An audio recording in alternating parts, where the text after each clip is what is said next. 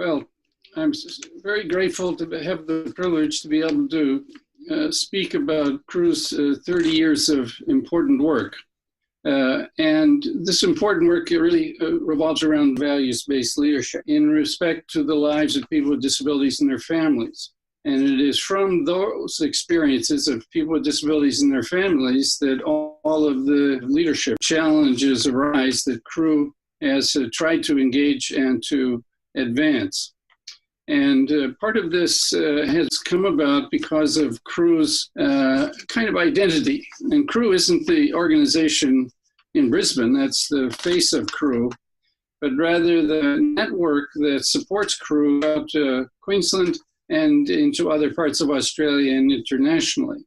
In this sense, CRU is one of the hubs in a widespread international movement to try to advance the life circumstances of people with disabilities and their families. And in this sense, that social movement has many such networks as CRU's, but they are very dependent on each other for inspiration and for collaboration. Now, CRU is distinguished by its deep commitment to values and principles as the basis of leadership, hence the term values-based leadership. And secondly, it's very committed over the years to the idea of building a vision for what could be in people's life rather than to yield to the often quite difficult challenges that people with disabilities and their families face. And without vision, there can be no hope, and CRU has created hope and hopeful visions based on positive values and principles. And it hasn't done that alone. It's drawn on many sources, but it continues to use that as one of its key areas of leadership, is vision building based on principles and values. But it's also spent a great deal of time looking at the difficulties in people's lives and identifying where leadership is most needed, and to try to cultivate the type of leadership that's needed. The assumption that only one kind of leadership makes the difference would suppose that all leadership is, there's such a thing, for instance, of an all-purpose leader. But in reality, there's many different varieties of leadership contributions that people can make depending on where they're located in community, what their talents and interests are, what their linkages to other leaders are, and so on. And so in this sense, it's very important to see CRU as mobilizing a wide diversity of leadership over those 30 years.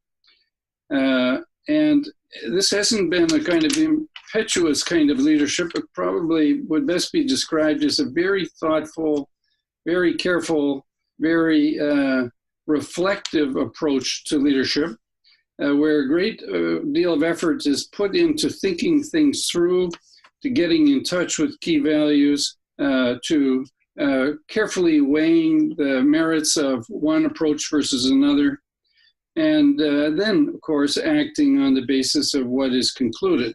And this is done in the context of many alliances that CRU is part of and has helped form. So in this sense, it's linking diverse leaders, but also different networks of leaders with other networks of leaders. And this together, of course, mobilizes greater numbers of people. Now, these alliances have another very important effect, and that is that when people are isolated, they tend to be much more easily defeated by adversity and by obstacles. And what CRU has done is gone to great lengths to link people with other people who are like-minded and to draw strength from them and courage in many cases to tackle what needs to be tackled. So in this sense, CRU is part of a process of inspiring people to take up leadership, but further persisting with the leadership, and in this way renewing the leadership that is going to be needed, not over years, but often over decades, in order to make a significant impact.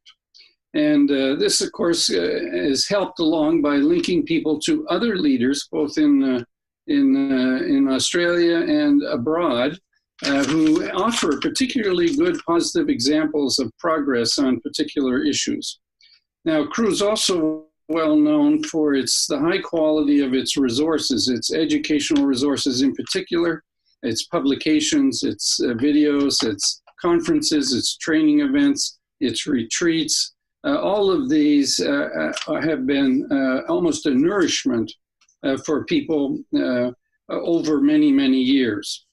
And it's not simply the physical quality of these resources, but rather the deeply inspired and thoughtful and values-based nature of them. Now, a final comment would be that CRU has, throughout this time, it was created by people with disabilities and their families, and CRU has remained faithful to that alliance throughout these 3 decades. And in this, CRU has committed to and has been strengthening the voice of people with disabilities and their families, has been highlighting the leadership opportunities they can exercise to make a difference, and to link leaders with a disability and families to other kinds of leaders as it makes sense over the years. So in this way, CRU has, over 30 years, been highly consistent in its strategy and has produced highly consistent outcomes in terms of very high quality insights into change, into challenging the issues in people's lives, and to finding ways to make a difference. And so at its 30th anniversary, myself and others would just like to say how grateful we are that CRU exists, and there would be thousands of people like myself that would say that.